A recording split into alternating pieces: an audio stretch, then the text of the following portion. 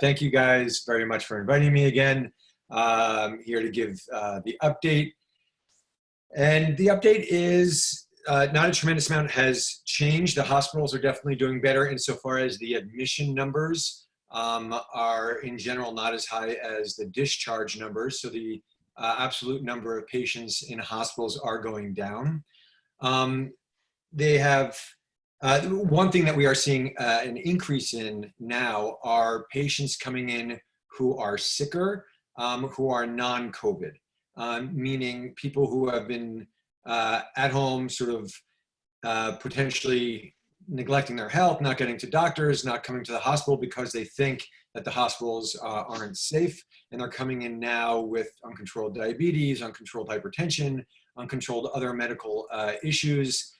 So what I want to stress to people on this on the Zoom, and to for them to stress to their family members as well, hospitals are safe at this point. And what I mean by that, and I have evidence to prove that, is healthcare workers who are working in the hospital environment are not having a much higher antibody test rate versus the general public. So I could tell you at Northwell, it's around 13%, which is consistent with the area in which the employees come from.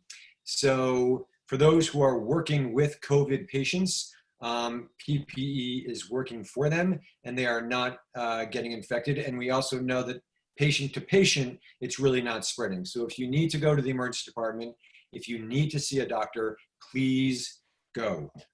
They are taking precautions at all those sites. And obviously when you're there, you have to also take precautions yourself, wash hands while you're there. But please do not avoid your own medical issues. And if you are in communication with the elderly who are concerned, please sort of, give them the sort of sense. The urgency is what we're seeing now is people are not taking care of themselves. So please, please, please take care of yourselves. Get to doctors if you need to. In regards to this pediatric entity that we're seeing, it was initially called Pediatric Multisystem Inflammatory Syndrome, PMIS. The CDC kind of renamed it the MIS-C, Multisystem Inflammatory Syndrome in children. They are seeing very little of it on adults. It's mostly a pediatric thing. And there's not that much different that I can add from the last time that we spoke, except we're not seeing it so much anymore. The peak probably was 10 days ago in New York, where we were seeing multiple patients a day. And I would say now at the busiest centers, maybe we're seeing one a day, which makes a total for New York City, maybe 150, 160 cases. So that's, again, keep everything in perspective. It's not that much relative to the adult disease that we're seeing. And what this multi-system inflammatory syndrome is not active COVID disease. It is, you had COVID, it generally passed, and now this is around 3-4 weeks later when your immune system just kind of goes a little haywire. It can come with a rash, oftentimes with GI symptoms. But if you have a rash or GI symptoms and not fever, do not be so concerned. It is, in general, greater than 3 days, much more specifically 4 days with fever. And then other symptoms that may be there are rash, which could be just red, any type of rash. GI symptoms, which could be, stomach ache, diarrhea, more so than vomiting. And those are the main findings that you can see. You may have headache, you may have body aches, but the fever and the rash, you may have conjunctivitis, you may have a little bit of swelling of your lymph nodes. Those are the most sort of classic findings right now, but we're not seeing so much of it. So luckily it has passed. What we are concerned about is the second wave, right? So we know that whenever we ease social distancing, there will be a little bit more disease. And then with that, we know around 4 weeks after the peak of that, that's when we'll start seeing some of the pediatric stuff. But right now things are looking pretty good. In regards to the indicators that the Department of Health are using to determine when can we just, relax a little bit, there are three major indicators. One of them is the number of patients that test positive in New York, not the number, sorry, the percentage of patients who test positive in New York. As long as we're below 15%, we're good. We are below 15%. We're at 11% now.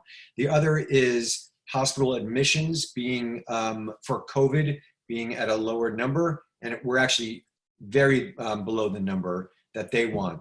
What we are not at is the availability of ICU beds. So we are seeing ICU beds being filled again with COVID patients that have long admissions. Patients can be there for weeks, and we're now also seeing ICU beds being occupied with patients who just have other medical conditions. And so that's the one major indicator, and we're not even that close to meeting that indicator. We're probably a few weeks before meeting that, before they decide to totally open up. Or to lessen some of the restrictions. So getting to the lessening of the restrictions, based upon what I just said, the Department of Health is not going to be advocating for doing it right now, but they are still advocating for people to go outside, get their exercise, and what people are asking is, hey, and not just asking what we're seeing, what people are doing. They're going out, they're going to neighbors' homes, they are practicing hopefully social distancing. And so the question sort of asked to the medical team is, hey guys, what do you think about that? And gals, doctors. So the answer to that is complicated, as all these answers are. So clearly we don't want to advocate anything that the Department of Health is not advocating, and still their baseline is please stay home when you can. We understand the need in the nice weather and the desires to get outside. And so I think, and there is varying degree of people, opinions on this matter. But I think I could somewhat safely say, if there is a small gathering, when I say small, I don't even want to say gathering. If there are individuals, who get together. So I'm not saying like, hey, our friends, or my son wants to get together with 5 of his friends. I don't think that's necessarily a wise idea, nor is anyone advocating that, because we know the larger the group, the more chaotic it is going to be. So if we're talking about a structured, small group that can really be watched by parents or people who are responsible, and not just responsible, but will intervene and say, hey guys, put on the mask. Hey guys, separate. Then I think a small gathering, 1, 2 people is probably fine, additional people. When it comes to families getting together for Shabbat, we should not be having dinners together. We should not be having lunches together. But can you be at someone's backyard, a good distance, away from each other? I think a very, very safe distance. Again, we talk about the 6 feet, for 6 minutes. So if you're hanging out for an hour, then you just have to really, increase your distance. So if you are 10, 15 feet away from each other and scattered, I think having one family with another is probably okay. But again, you have to be responsible. You should be wearing masks during this time. Everyone should be wearing masks. And that is not, again, just to reiterate, someone coughs, someone sneezes, that is spreading. So I think we have to be thoughtful, and we have to recognize and start really thinking and preparing and educating ourselves and educating our children, because there is going to be a relaxing of the social distancing and the regulations in the next few weeks down the road. It is not going to be binary. It's not going to be on or off. It is going to be, we're going to open up a little bit. And so we should practice the conversation with our children and with other loved ones, how that's going to be. Now, the other important factor is, if we're talking about children, it's one thing. If we are talking about getting together with the elderly, getting together with those with risk factors, it is a totally different ball of wax. Still, if there are people who are high risk, and those are going to be the elderly, those with obesity, those with hypertension, then I do not recommend gathering with those people at all. Now, you have to understand, if you're letting your children, get together in a group of one or two additional others, and then they are going to see, grandparents a little bit later, that's irresponsible. So if visits are going to be happening, then you have to be very thoughtful about decision making in regards to that. So I think that's probably the main things I want to say. Dr. Rocker, a very specific question, which I think a lot of people are asking. Outside visits with grandparents, okay? Question mark. Sorry. So it's a difficult question. Outside is better than inside, 100%. And I think getting together with grandparents, again, has the benefit, the mental health benefit for the grandparents as well as the children. But you have to recognize, if you have little ones who are going to run and jump on their laps, then it should not happen. If you really can regulate it, and it is something, if it's something that can be regulated, I think outdoors, small group, very, very, significant distance with masks probably is okay, but you got to know your crowd. You got to know the people, and, if the dog's going to run over, the kids are going to run over, then no, you can't do it. Okay. And I think you answered the other question. Outside masks, I mean, if you're socially distancing with your group of whatever legitimate friends are, 10 feet, masks are still on? Masks always. Outside? Masks. Oh, masks always. Okay. Yeah. Sorry, you might have been in the middle. I just threw in some questions at you. And they want to know what you think about the vaccine. Today's news. Today's news is going to be, we need to take time, right? The last vaccine, took, I believe it was 4 years to make. So I don't think we should have expectations that this is going to happen immediately. We have to be, okay. There has to be lots and lots of testing before it is initiated.